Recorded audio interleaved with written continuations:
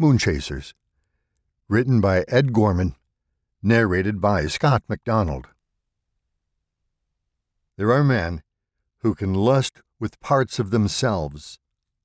Only their brain or their hearts burn, and then not completely. There are others still more fortunate, who are like the filaments of an incandescent lamp. They burn fiercely, yet nothing is destroyed. Nathaniel West, The Day of the Locust. For my son Joe, from the old man, with love and pride. And for Robert Mitchum. 1. Yes, sir. It was just about the best sort of summer you could ask for, when you were 15, that is. And it was 1958, and you were living in Somerton, Iowa, which is 40 miles due east of Waterloo, where just a month earlier I'd seen Buddy Holly, Little Richard, and Gene Vincent and his Blue Caps all perform at the Electric Light Ballroom. Of course, neither Barney nor I let on that it was a good summer, because if there is one thing that Barney and I liked to do, it was bitch about living our lives out in Somerton. Population 16,438. There were maybe 5 pretty girls our age, none of whom would have a darn thing to do with us, and one mean and muscular 17-year-old named Maynard, whom Barney and I had, in some way, offended. If Maynard wanted to be pissed at anybody, it should have been his parents for giving him that name. Fortunately for us, Hamlin's Rexall had a good supply of science fiction magazines and gold medal suspense novels and ace double books. And the Garden Theater likewise had the usual good supply of movies with monsters in them, and Robert Mitchum. That was the big thing Barney and I had in common. Sure, we liked Amazing and Fantastic, with all those nifty Valgorsky covers. And sure, we liked all those teen monster movies, with all those Southern California bikini girls.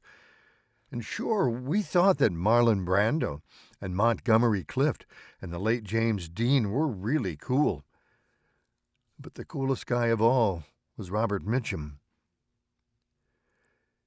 The Garden brought back Thunder Road for a week, and Barney and I went 4 days running. And the same for when the Garden brought back Night of the Hunter and Blood on the Moon. We were there because Mitch was there.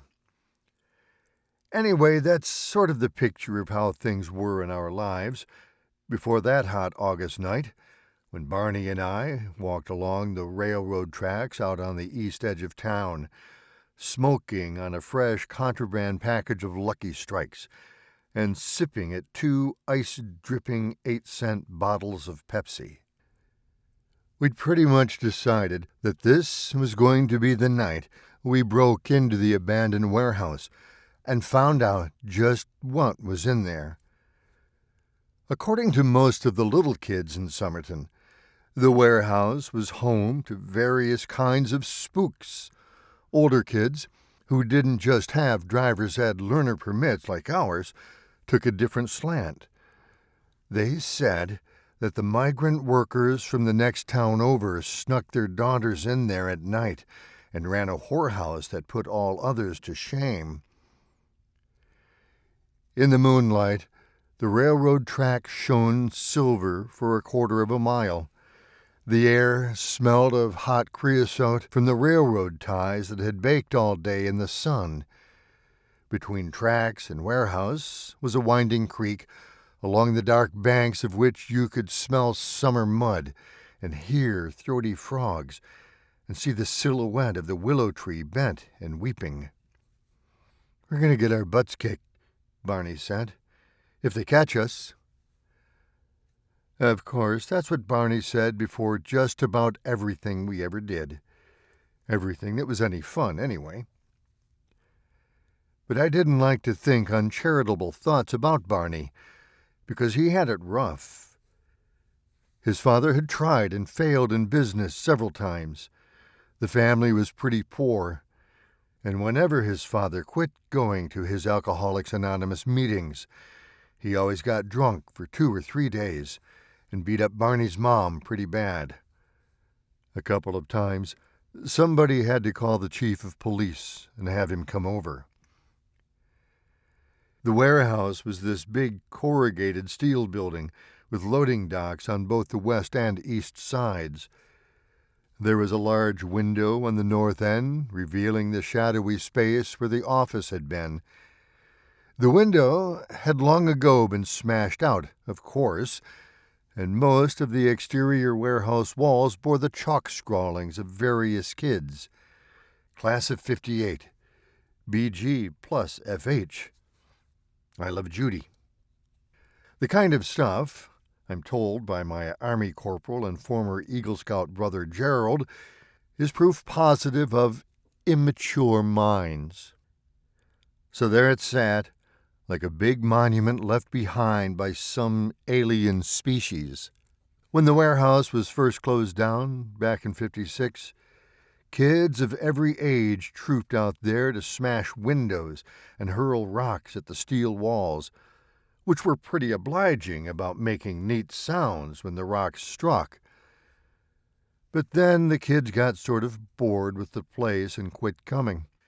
Now they mostly spent time at the abandoned grain elevator on the west edge of town. The elevator was more fun because it was more dangerous. One kid had already fallen off the interior ladder and broken a leg and an arm.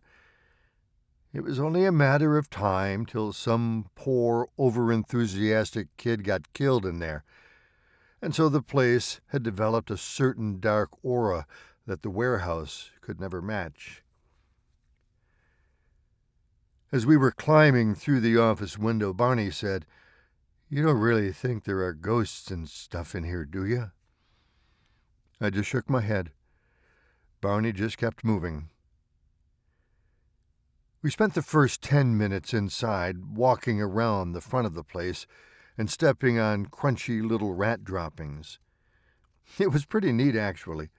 Sort of like in those movies where they drop the atomic bomb and the few survivors walk around inside empty grocery stores and places like that and take everything they want. Of course, there wasn't much to take inside this warehouse. I remember my dad, who owned the haberdashery in town, saying once that the 2 guys who built this warehouse had no head for business, which was why they went broke so fast. And their creditors must have cleaned them out, because when we went through the door leading to the back, all we saw was this huge, empty concrete floor with moonlight splashing through 6 dirty, broken windows. "This is where I'm going to bring Janie Mills," Barney said, "and screw her brains out." "Good idea," I said. "And I'll double with you and bring Sharon Wagner." Barney had the grace to laugh. Janie Mills and Sharon Wagner were the 2 most stuck-up girls in our class. They wouldn't come out here with us if we had them at gunpoint. The place smelled of dust and heat and rain-soaked wood and truck oil and a turd-clogged toilet somewhere that hadn't been flushed in a long time. "Hey!" Barney shouted suddenly, and then laughed his ass off when the word echoed back to us through the moonlight and shadows. "Hey!" I shouted too, and listened as my own sound likewise began repeating itself. This was another Somerton bust, and we both knew it, which was why we'd both been shouting. Because there was nothing else to do. Because, as usual in Somerton, nothing was as it had been advertised. There were no spooks, no ghosts, and there were most definitely no voluptuous whores eager to free us from the prison of our virginity. Brownie took the Lucky Strike pack from the pocket of my short-sleeved shirt. We traded off the privilege of carrying the pack, and took a book of matches from his own shirt and lit up. And that was when I saw the door move. The door was way at the other end of the wide, empty warehouse floor. Some kind of closet, I guessed. Barney's match had pointed my eye in that direction, and that was how I came to notice the partially open door move a few inches closer to the frame. Or I thought I had, anyway. Maybe, because I was so bored, I just wanted to think that something like that had happened. "Let's go," Barney said. "We still got time to hit Rexall for a cherry Coke." I nudged him in the ribs and nodded toward the end of the moon-painted floor. "Huh," he said out loud. I whispered to him, "Somebody's in the closet up there." He whispered back, "Bullshit." "Bullshit yourself. I saw that door move." Barney squinted his eyes and looked down the length of floor. He stared a long time and then whispered, "I didn't see it move."